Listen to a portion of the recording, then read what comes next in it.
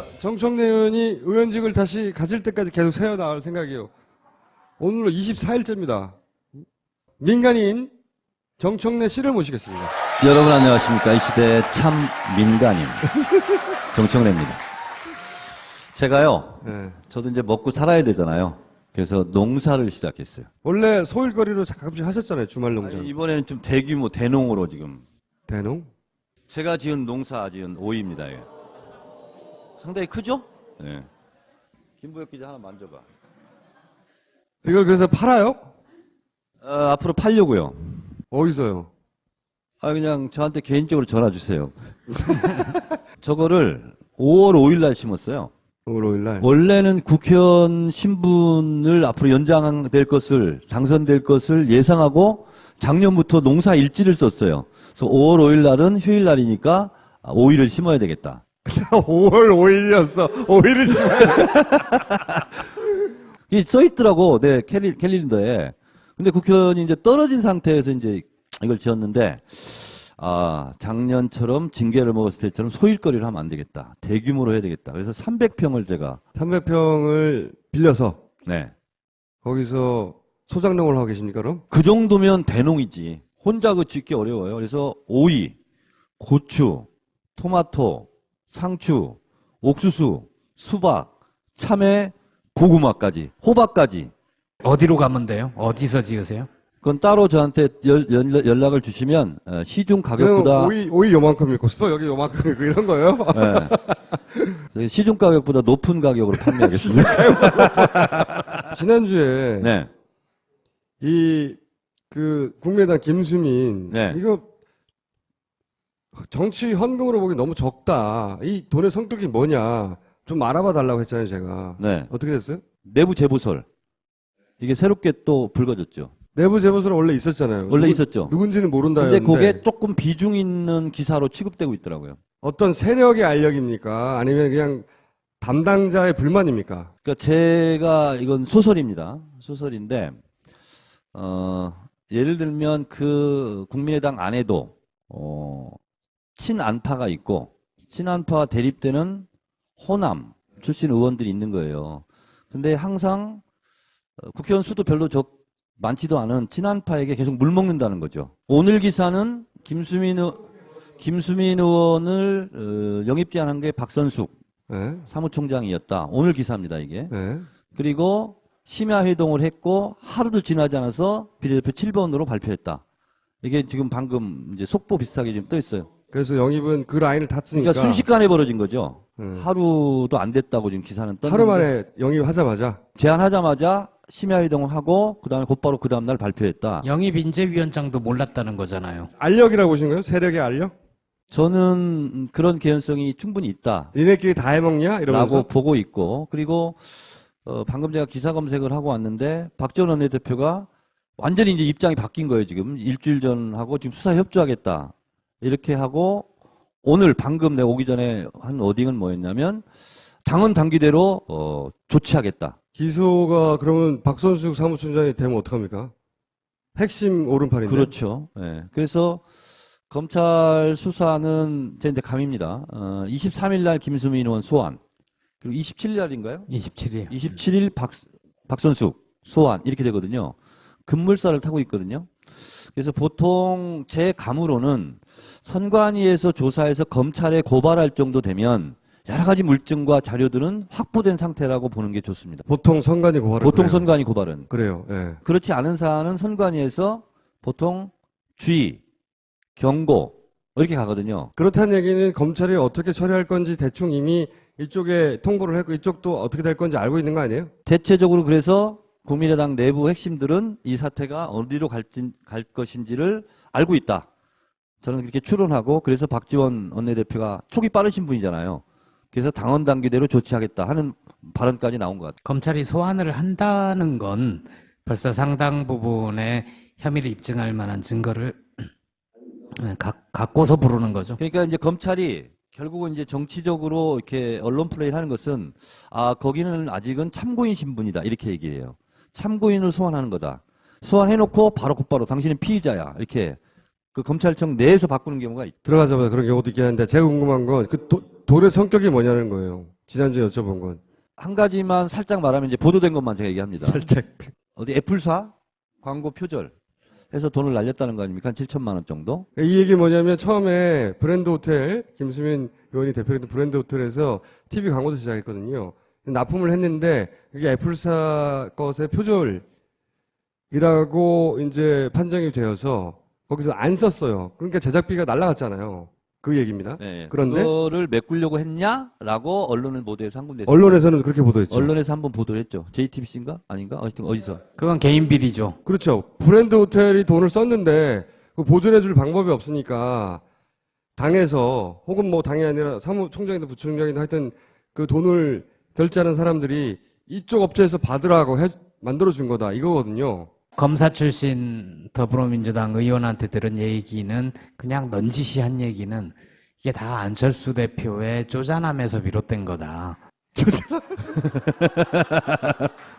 그러니까 그 양반의 논리는 그거예요. 그 사람 부자잖아. 당에서 이 정도의 돈이 필요하면 돈을 쓸 수도 있었을 텐데 특별 당비로 자기가 집어넣으면 되는데 그것 때문에 이 모든 사단이 벌어졌다라고 얘기하는 걸로 보아 혹시나 그분이 정보를 가지고 있다면 이게 선거랑 관련된 돈의 흐름이었을 거다라는 라고 그 사람은 추정을 하는 거죠. 근데 이제 안철수 대표 얘기 나왔으니까 오늘 국회 교섭단체 대표 연설을 했죠. 근데 진짜 원구에는 빠졌는데 원래 원구에 들어가 있던 거 그러니까 80분 분량에서 40분으로 이제 줄였다는 거거든요.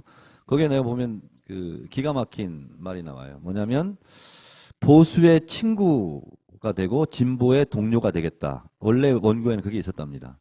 어떻게 다른 거죠? 정당은 미안한 얘기지만 국민 전체를 대변하는 게 아니에요. 한 부분을 대변하는 거거든요. 그러니까 이 얘기는 뭐냐면 진보냐 보수냐 나는 진보층을 대변하겠다. 보수층을 대변하겠다. 해야 정당의 정체성 이념이 나오는 거거든요. 그리고 그런 분들을 확장해서 한 표라도 얻어서 정권을 장악하는 것, 획득하는 것이 이제 목표가 되거든요. 근데 이거는 국민 전체를 대변하겠다는 얘기예요. 그것은 아무도 대변하지 않겠다. 그래서 정당 정치의 기본 원리를 모르는 발상이다. 원래 국민 전체를 대변했다는 당은 공산당입니다. 그분이 국회의원 수 줄여야 된다고 그랬잖아요. 그래서 제가 요즘 책 쓰고 있는데 오늘 외국의 사례를 다 조사해 봤어요. 조사를 해봤는데 우리가 17만 정도를 대변하고 있습니다. 국회의원이 17만 당 하나다 현재. 근데 영국 같은 경우는요. 5만 정도당 인구 5만당 한 명입니다. 그러니까 전문가들이 정치학자들이 우리나라 국회의원 수가 오히려 적다는 얘기를 많이 했어요. 그 얘기 나왔을 때. 예. 그런 걸 잘 모르는 거죠. 그러니까 외국 예를 들기를 좋아하는 분이 좀 외국 사례를 좀 공부했으면 좋겠어요.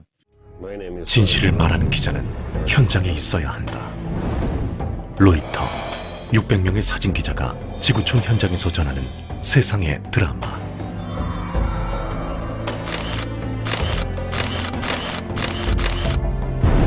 로이터 세계 최초의 대규모 사진전에 여러분을 초대합니다. 세상의 드라마를 기록하다. 로이터 사진전.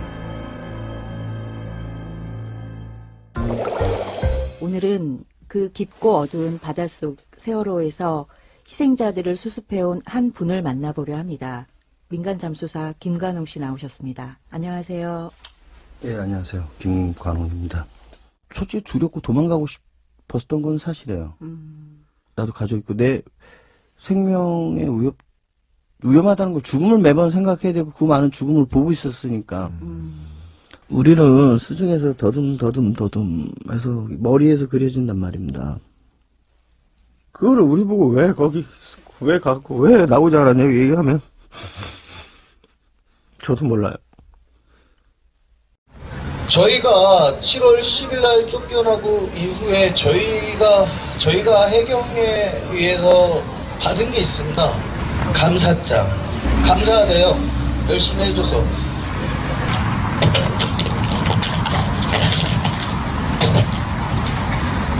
이런 거 요구한 적이 없어요.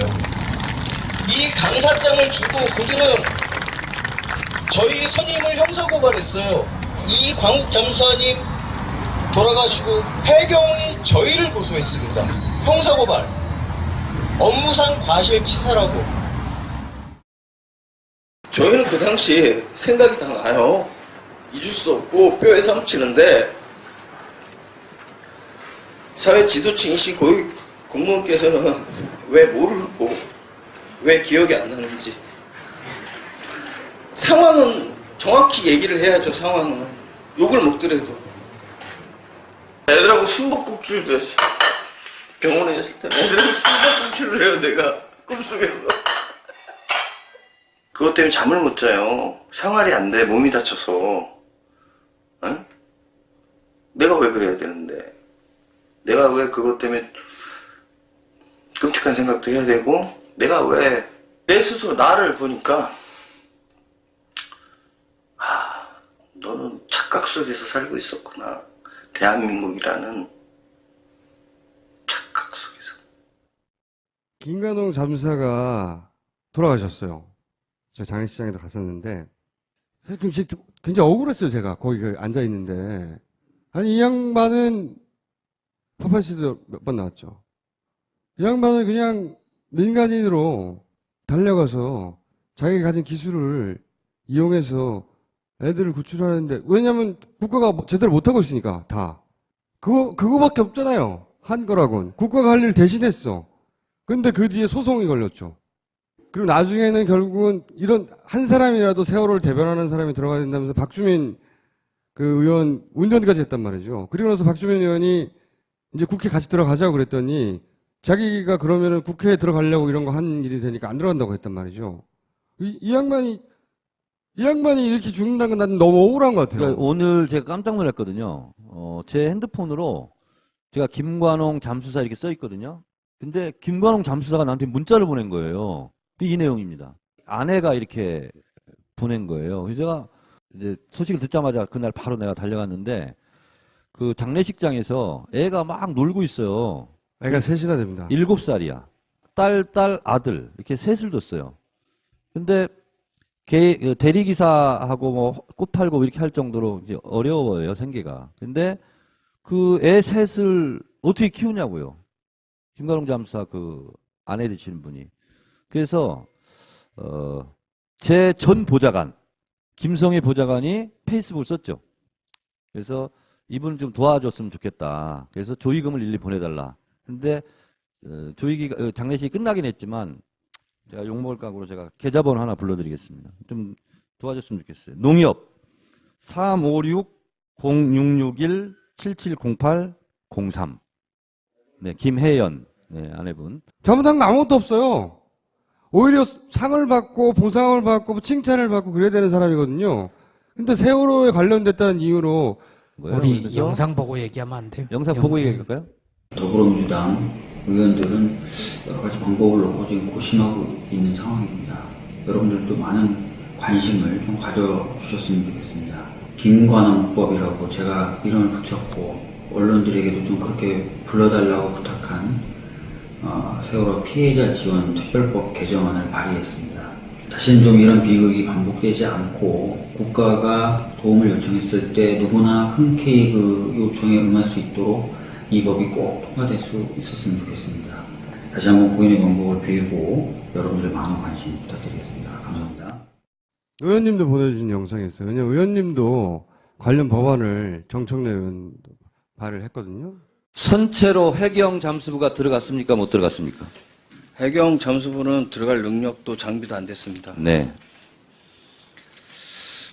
희생자들은 극심한 공포와 낮은 수온과 그리고 수압에 의해서 아주 고통스럽게 사망하셨습니다. 이 얘기는 제가 이 자리를 빌어 처음 말씀드리나 저희 점사들이 수중에서 보아왔던 희생자들은 눈으로 본 게 아니라 머릿속으로 만져지고 느끼고 냄새로 그들은 극도한 공포 속에서 한 구 한 구 엉켜서 저희 손으로 한 구 한 구 달래가면서 한 구 한 구 안아서 올릴 수밖에 없었습니다.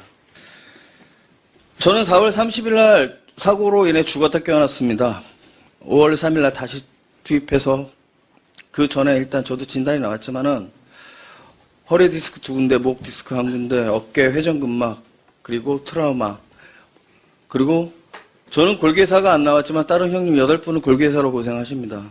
그 중에 한 분은 치료를 받았고 한 분은 치료받지 못했습니다. 12월 말까지 정부 일괄적으로 치료를 맞추라 해서 그게 일괄적으로 그게 되질 않습니다. 네. 치료 중단되고 제가 잘 알고 있습니다. 자, 제가 말씀드리고 싶은 것은 국가를 대신해서 선체로 들어가신 분들은 해경이 아닙니다. 이 민간 잠수사예요. 시신 290여 구를 수시소에 왔어요. 근데 잠수 한 분이 사망했습니다. 그 책임을 그 리더였던 그분에게 지금 덮어 씌워가지고 재판을 걸고 있어요. 책임지라고. 이게 국가가 할 짓입니까? 저희 법적인 논리 몰라요. 돈을 벌려고 간 현장이 아닙니다. 돈을 벌려고 간 현장이었으면 우린 들어가지 않았습니다. 하루에 한 번밖에 들어가면 안 되는 그 수심에서 많게는 4번, 5번. 법리 논리 모릅니다. 제발 상식과 통념에서 판단을 하셔야지. 법리 논리? 저희가 간 게 양심적으로 간 게 죄입니다. 그리고 2번 다시 이런 일이 타인한테 이뤄지지 않길 바랍니다. 어떤 재난에도 국민을 부르지 마십시오. 정부가 알아서 하셔야 됩니다. 이상입니다. 전 이 이야기가 굉장히 맺히는데 뭐냐면 어떤 재난에도 국민을 부르지 말라는 거예요, 이제. 국가가 알아서 하라고. 왜냐면 그래서 내가 알아서 갔더니 자기만 골병 들고 거기다 보상도 안 해줄 뿐만 아니라 거꾸로 고발을 하잖아요. 거기다 사고에 대해서. 해경이 책임져야 될 일에 대해서. 또 하나 대한민국이라는 착각 속에 살았다고. 그때는 이제 세월호 뭐 진상규명 이런 것만 집중하다 보니까 잠수사 문제는 저도 좀 약간 좀 망각하고 있었거든요. 근데 이제 우리 비서가 저한테 들어와서 보고할 게 있다고. 세월호 민간인 잠수사가 이러이러한 억울함을 당하고 있다고. 그래서 얘기를 쭉 들었더니 이게 말도 안 되는 일이 지금 벌어지고 있는 거예요. 아이들을 다 끌어올린 건 다 민간인들이에요. 국가가 한 게 아니에요. 물론 아이들을 이렇게 데리고 오면 뭐 거기에 대한 국가가 좀 이렇게 보상을 해주긴 해줍니다. 그것 때문에 간 게 아니라는 거죠. 자기들은 진짜 자기들도 목숨 걸고 그렇게 한 거예요. 하다가 잠수사 한 분이 돌아가셨어요. 사고사를 당한 거예요. 그러면 그 잠수사들을 컨트롤하고 지휘한 건 해경이잖아요. 해경이 스스로 책임을 져야 되는 거예요. 근데 자기들 책임을 쏙 빼고 오히려 공우형 잠수사 당신이 지휘를 잘못했다 하고 덮어 씌워요. 그리고 해경이 경찰이잖아요. 해양 경찰이잖아요. 그래서 자기들이 기소를 해요. 검사를 통해서. 그리고 이 사람이 잘못했다. 근데 저 잠수사들은 조직이 있는 게 아닙니다. 조직이 있고 무슨 회장, 총무가 있는 게 아니에요. 스스로 전국적으로 다 모여든 사람이에요. 근데 그 중에서 가장 실력 있고 좀 이름이 났던 저명했던 분이 공우형 잠수사입니다. 그러니까 당신이 실질적으로 지휘한 거 아니야? 근데 잘못했으니까 업무상 과실치사야. 하고 재판을 건 거예요.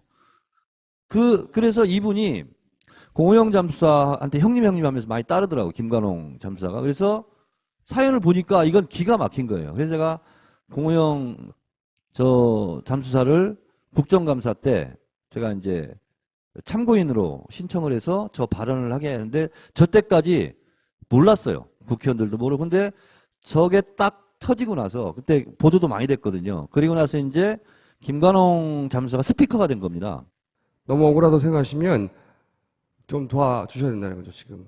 그래서 이제 박주민 의원은 세월호 특별법에 이제 세월호 민간 잠수사 지원, 피해 지원 뭐 이런 거 했는데 안행에서 이미 통과는 됐습니다. 순환구호법이라고 거기에 제가 이름까지 한번 담았어요. 세월호 민간 잠수사도 트라우마 치료를 할 수 있도록 국가가 지원할 수 있는 근거를 마련해서 이미 되기는 됐는데 이번에 이제 장례 치르면서 거기 몇 분이 저한테 그런 제안을 하더라고요. 이 민간 잠수사들이 조직돼 있는 하나의 단일 조직이 아니기 때문에 누가 어떻게 지금 트라우마를 겪고 있는지를 모른다는 거예요. 파악이 안 된대요. 그래서 저한테 그런 제안을 하더라고요. 그래서 누구든지 신고를 하면 내가 이렇게 세월호 참사 이후에 내가 이렇게 어려움을 겪고 있다. 이런 걸 하면은 그냥 그것을 지원해 줄 수 있고 치료해 줄 수 있는. 의원님이 주도하여 아이들이 뭐 학교 갈 때까지는 일부라도 돕겠다든지 그렇게 지속 가능한 모델이 없으면 이거는 3개월도 아니에요. 3주만 지나면 이 통장에 입금되는 돈 없어요. 실제. 그러니까 그런 기금을 만드시거나 아니면 이분이 취직하게 해주시거나 그런 일을 한 다음에 다음 주에 보고해 주세요. 박수! 심각히 검토하겠습니다. 네, 고맙습니다. 가겠습니다. 오이 잘 드세요. 네. 본격 직장인 드라마 공생 대리운전 편. 부장님, 가볍게 한잔 하시죠. 나 차 가져왔는데. 아예 착한 콜 대리운전이 있잖아요. 부를 때마다 500원이 기부되는 착한 콜. 딴지가 기부 내역을 검증한 착한 콜 1800-9998. 대리운전도 믿고 맡기세요. 꽃배달은 1800-9222. 퀵서비스는 1800-9668로 착한 콜 하실 수 있습니다. 정치 헌금으로 보기 너무 적다. 이 돈의 성격이 뭐냐. 좀 알아봐 달라고 했잖아요, 제가. 네. 어떻게 됐어요? 내부 재보설. 이게 새롭게 또 불거졌죠. 내부 재보설은 원래 있었잖아요. 원래 있었죠. 누군지는 모른다 근데 했는데 그게 조금 비중 있는 기사로 취급되고 있더라고요. 어떤 세력의 알력입니까? 아니면 그냥 담당자의 불만입니까? 그러니까 제가 이건 소설입니다. 소설인데 예를 들면 그 고추, 토마토, 상추, 옥수수, 수박, 참외, 고구마까지, 호박까지. 어디로 가면 돼요? 어디서 지으세요? 그건 따로 저한테 연락을 주시면 시중 가격보다 오이 요만큼 있고 수박 여기 요만큼 있고 이런 거예요? 네. 시중 가격보다 높은 가격으로 판매하겠습니다. 지난주에 네. 그 국민의당 김수민 네. 이거 제가 정청래 의원이 의원직을 다시 가질 때까지 계속 세워나갈 생각이에요. 오늘로 24일째입니다. 민간인 정청래 씨를 모시겠습니다. 여러분 안녕하십니까. 이 시대의 참 민간인 정청래입니다. 제가요. 네. 저도 이제 먹고 살아야 되잖아요. 그래서 농사를 시작했어요. 원래 소일거리로 가끔씩 하셨잖아요. 주말 농장. 이번에는 좀 대규모 대농으로 지금. 대농? 제가 지은 오이입니다. 이게. 상당히 크죠? 네. 김보혁 기자 하나 만져봐. 이걸 그래서 팔아요? 앞으로 팔려고요. 어디서요? 그냥 저한테 개인적으로 전화 주세요. 저거를 5월 5일 날 심었어요. 5월 5일 날. 원래는 국회의원 신분을 앞으로 연장될 것을, 당선될 것을 예상하고 작년부터 농사 일지를 썼어요. 그래서 5월 5일 날은 휴일 날이니까 오이를 심어야 되겠다. 5월 5일이었어. 5일을 심어야 이게 써 있더라고, 네, 캘린더에. 근데 국회의원이 이제 떨어진 상태에서 이제 이걸 지었는데, 작년처럼 징계를 먹었을 때처럼 소일거리를 하면 안 되겠다. 대규모로 해야 되겠다. 그래서 300평을 제가. 300평을 빌려서. 네. 거기서 소장농을 하고 계십니까, 그럼? 그 정도면 대농이지. 혼자 그 짓기 어려워요. 그래서 오이,